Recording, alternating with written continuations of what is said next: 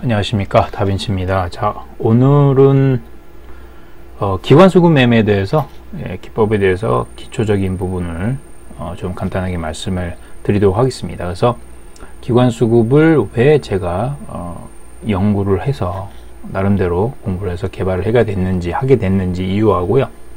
그 다음에 이제 기본적인 기관수급 매매를 하기 위해서 기본적인 어떤 차트라든가 그런 적용 대상, 거기에 대해서 좀 말씀을 드리도록 하겠습니다. 물론 이 차트는 유한타증권에서 제가 이제 개발을 한 다빈치 전용 화면을 통해서 좀 설명을 드리도록 하겠습니다. 자, 이제 본격적으로 기관수급 매매 기법 강의를 들어가겠습니다. 자, 일단 보시면은 자, 시장에서 주식을 이제 하시는 분들 보면 두 가지 이제 어떤 관점이라고 할까요? 그런 게 있죠. 그래서 여기 보시면은 주식은 도박이다, 또 주식은 투자다, 이렇게 두 개로 나뉘어져 있습니다. 근데 대부분 주식을 도박으로, 투기로 생각하시는 분들이 대부분이에요. 예. 투기로 생각하시는 분들이.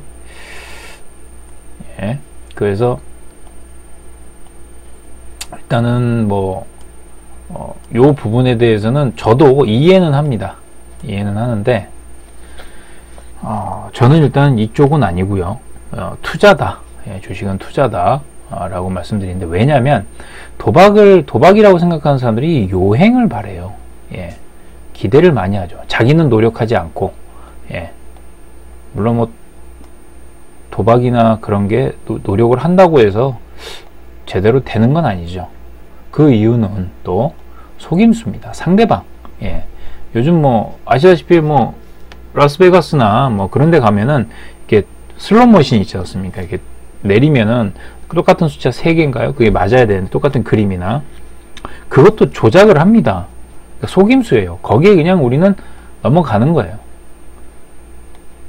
그래서 주식은 도박이고 또 그 요행을 바라게 되면서 또 속임수에 넘어가니까 결국은 패가 망신한다. 이게 이제 주식의 하나의 관점이고, 제가 생각하는 또 그리고 다른 관점은 뭐냐면 주식은 투자다. 예, 미래의 나의 어떤 경제적인 생활을 위해서 투자하는, 설계하는 하나의 대상이다 이거죠. 자, 그런데 분명히 이 투자를 하려면 노력을 해야 됩니다. 예, 돈 벌기가 쉽지 않죠. 세상에 공짜 점심이 제일 무서운 거니까. 예, 노력을 해야 됩니다. 자, 그렇게 하게 되면 그러니까 속아 넘어가기가 힘들어요. 예. 속기가 힘들어요. 예. 제가 속일 수도 없고, 여러분들도 속일 수 없고, 여기 있는 세력이나 기관, 외국인 다 포함해서 이 세력들이 속일 수도 없습니다. 힘들어요. 그러니까 속일 수 없다기보다는 속인다고 해도 이 속임수에 넘어가질 않아요. 예, 넘어가질 않습니다. 자, 그러면서 결과적으로는 안정적 수익이 나온다. 그래서 저는 기관수급 매매는 이 부분을 가장 좀 핵심으로 잡고 있습니다. 자, 그래서 일단은 기관수급 매매를 제가 하게 된 어떤 가장 기본적인 패턴입니다. 가장 기본적인 거예요. 예. 급등주 같은 경우는 일단 단기 매매고, 그래도 어떻게 보면 리스크가 기관수급 매매보다는 조금 높아요. 예, 리스크가 높습니다. 그래도 그것도 줄인다고 했지만 그냥 두 개만 놓고 봤을 땐 그런데, 자, 기관수급 매매는 안정적 수익을 내는 겁니다. 자, 그런데 이게 기관수급 매매나 급등주 조정폭 매매도 다 100%는 아니에요. 즉 확률입니다. 주식은 확률의 게임이에요. 자, 도박하고 게임하고 이렇게 같이 놓고 보시는데, 게임은 뭐냐면 경기잖아요. 어느 정도 공정한 상태에서 하는 거죠. 기울어진 운동장이 아니고 공정한 상태에서 하는 겁니다. 근데 이게 공정한 상태를 만들려면은 물론 시장도 그렇게 만들어져야겠지만, 여건도 우리도 선수들 나름대로도 노력을 해야죠. 축구 같은 경우 보시면은 공정한 경기를 하려면은 아무리 운동장 있더라도 어느 쪽은 한쪽은 우세하고 또 우열이 또 가려지지 않습니까? 가려지니까 거기에서 내가 어느 정도는 견딜 수 있으려면 노력을 해야 되죠. 예, 그 노력을 함으로 인해서 확률이 높아지는 게임입니다.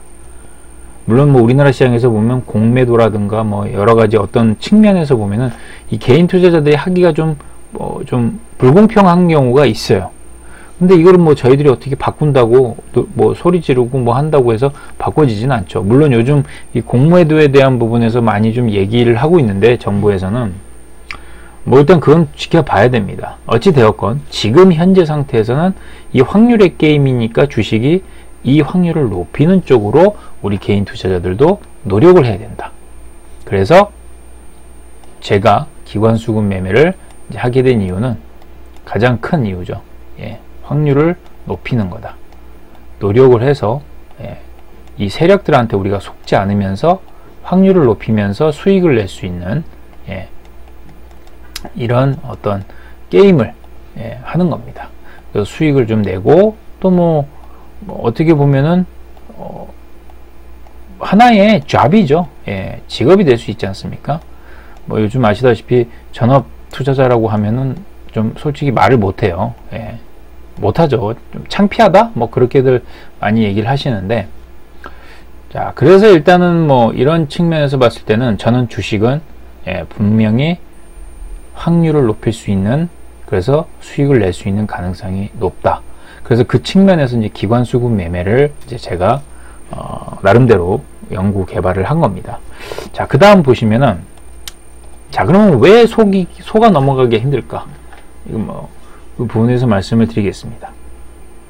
주식시장에는 세력이 있어요. 다들 아실 겁니다. 뭐 외국인 기관도 세력입니다. 그리고 슈퍼개미도 있고요.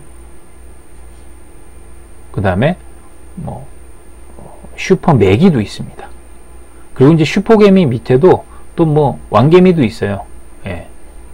그러니까 일반 우리를 개미 투자자라고 하지 않습니까? 그거보다 상위에 있는 어떤 많은 자본을 갖고 또 많은 우리보다 상대적으로 많은 정보력을 가지고 주식을 하는 사람들을 세력이라고 합니다. 세력들은 주식시장에서 반드시 흔적을 남깁니다. 어디에? 차트에. 그 흔적 어디에서 남기느냐? 차트. 그리고 그 차트 중에서도 거래량에서 남깁니다. 흔적을. 반드시 남깁니다. 그래서 그 흔적을 남기기 때문에 그 흔적만 우리가 따라가서 매매를 하게 된다면, 그 흐름을 파악해서 매매를 한다면 어느 정도 승산이 있겠죠. 이겨낼 수 있는, 그걸 이길 수 있는 확률이 높겠죠. 자, 그래서 제가 여기서 말씀드리는 부분은 거래량이죠. 기관의 수급입니다. 기관의 수급 매매가 바로 거래량을 의미하는 거죠. 그 거래량에서 안에서 기관의 수급의 흔적을 찾는 겁니다. 뭐 그거는 차트에서 보시면은 기관이나 외국인이 그날 들어왔는지 안 들어왔는지는 어느 정도는 파악을 할 수 있죠. 그래서 그 흔적을 따라가 보면서 어느 정도 일정 기간 동안에 그 주가의 흐름을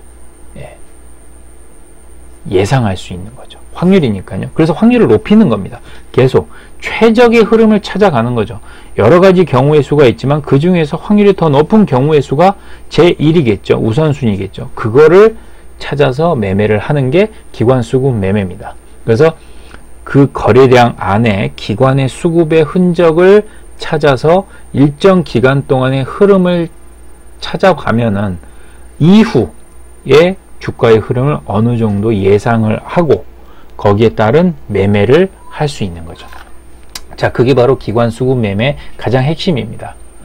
자, 그래서 일단 기관 수급 매매, 저는 기수매라고 하는데 이 기수매에 대해서 간단하게 좀 정리를 해드리면, 첫 번째, 기관의 매매 흔적이 있는 종목입니다. 자, 기관이 매매 흔적이라는 게 매수는 물론 포함이 되겠지만 매도도 있어요. 왜냐면 기관이 계속 살 수는 없잖아요. 우리들도 계속 살 수는 없지 않습니까? 만약에 우리가 돈이 있다고 해도 사고 팔고 하지 않습니까? 기관도 똑같습니다. 어느 한 종목을 할 때도 사고 팔고를 합니다. 그러한 흔적이 있는 종목에 한해서 이제 들어가는 거고, 그 중에서 기관의 어느 일정 기간 동안입니다. 일정 기간 동안에 기관의 매수가 기관의 매도보다 많아야 됩니다. 상대적으로 기관의 매수가 기관의 매도보다 상대적으로 많아야죠. 이게 이제 핵심입니다. 그래서 기관의 매매 흔적을 찾아서 매매를 하는데 찾아내는데 이제 거기에 더해서 기관의 매수가 매도보다 좀 많아야 된다. 자, 그리고 두 번째는 뭐냐면, 자, 일단은 이동평균선이 있어요. 이 거래량에서 이제 기관의 매매 흔적을 찾는 거고요. 자, 그 다음 두 번째는 뭐냐면 이동평균선이 있습니다. 이동평균선은 뭐 다들 아실 거예요, 기본적으로. 자, 이동평균선을 해서 제가 주로 핵심으로 보고 있는 게 5일, 10일, 20일입니다. 물론 60일과 120일선을 제가 그 다빈치 차트에도 기술매 차트에 만들어 놓지만은 회원님들이 보셔야 될 걸 가장 핵심은 이 5일, 10일, 20일선입니다. 요 세 개의 이동평균선이 정배열이 되어 있는 종목, 정배열이 되어 있는 종목입니다.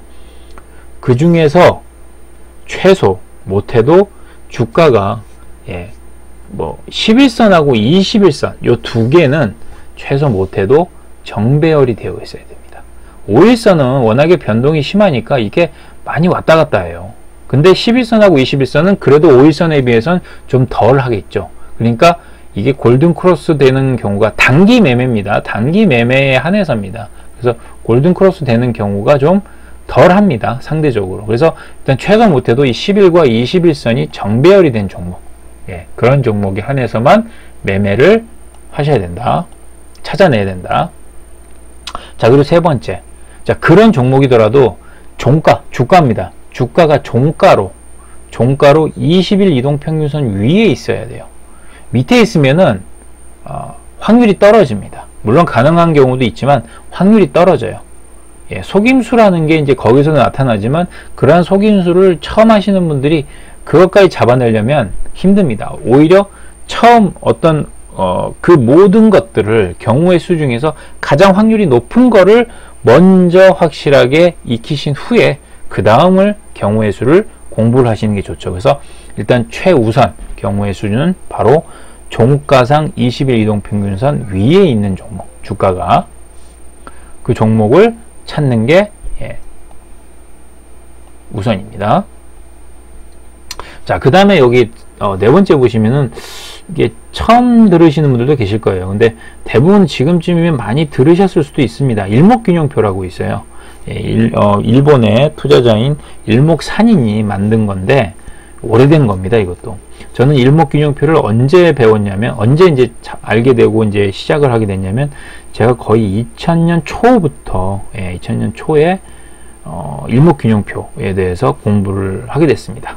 그래서 거의 뭐 지금까지도 제가 이 일목균형표를 계속 활용을 하고 있는데 뭐 20년이 조금 안 됐죠. 한 15년 정도 된 것 같아요.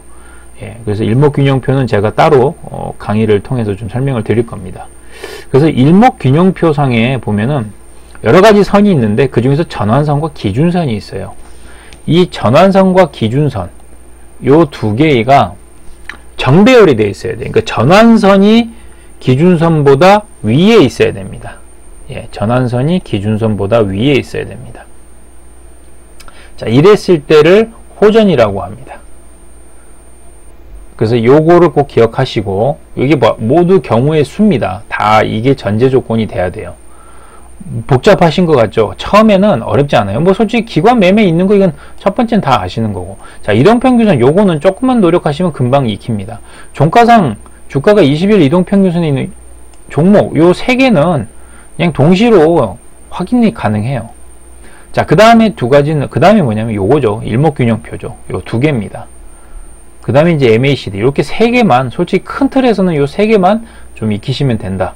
그래서 일목균형표상 후행 스팬이 주가 위에 위치를 해야 돼요. 여기 후행 스팬이 있는데, 저 후행 스팬은 뭐냐면은 현재의 주가를 26일 뒤로 이동을 해 놓은 겁니다. 그 선입니다. 그린 선입니다. 그건 이렇게 만들어진 선입니다. 그래서 현재 주가 흐름에 따라서 26일 이후에 26일 뒤에 있는 그 후행 스팬이 움직여요. 그러니까 종가가 딱 마감되면 거기에 딱 후행 스팬이 멈추겠죠. 이제 그 위치가 그때 당시 26일 뒤에 있는 그 주가 위에 있으면 좋습니다. 요건 제가 차트를 보면서 설명드릴게요. 자, 그리고 마지막으로 여섯 번째죠. 자, MACD라는 게 있어요. MACD는 시그널선하고 MACD 선이 있는데 요 MACD 선하고 시그널 선이 두 가지가 있습니다. 두 개가 있는데 이 두 개의 선이 MACD 선이 시그널 선보다는 위에 있어야 돼요. 그러니까 MACD 선이 시그널 선을 상향 돌파 또는 위에 유지해야 됩니다. 이게 이제 시그널 선이고요. 예, 시그널 선. 그 다음에 MACD 선이 이제 이런 식으로 돌파를 해야 됩니다. 예, MACD가. 아니면 요게 시그널 선이 여기에 있고요. MACD가 돌파 후 더 이상 이렇게 이탈하지 않고 계속, 예, 그래서 이렇게 상승하는 모습이 나타날 때, 요런 때 이제 매매를 이제 해야 되는데, 요런 종목들, 요런 신호가 나온 종목들은 관심을 둬야 된다. 그래서 요거는 이제 간단하게만 제가 설명을 드렸고, 차트를 보면서 예, 이해를 하시는 게 빨라요. 그래서 이 기수매 기법에 대해서 간단하게 좀 정리를 해서 말씀을 드렸는데, 요거는 좀 기억을 해 두시고 뭐 계속 들으세요. 처음 하시는 거니까요. 이론을 먼저 확실하게 본인 것으로 만드시는 게 좋습니다. 그 다음에 이제 실전으로 들어갈 때 예, 하나씩 적용을 하시면 된다. 그래서 이 기관 수급 매매의 기본적인 핵심은 거래량 안에 기관의 수급, 기관의 매수가 이제 그 일정 기간 동안에 들어와 있는지 확인하는 거고요. 그 다음에 이동평균선의 정배열, 그리고 일목균형표상의 전환선과 기준선, 후행 스팬의 흐름, 위치, 그리고 MACD 선의 그 MACD 선하고 시그널 선의 위치, 이게 기본적인 겁니다. 그래서 기수매는 이런 식으로 일단 보시면 되겠습니다. 그래서 즉 기수매 같은 경우는 아까 말씀드렸듯이 거래량이 일단 기본이에요.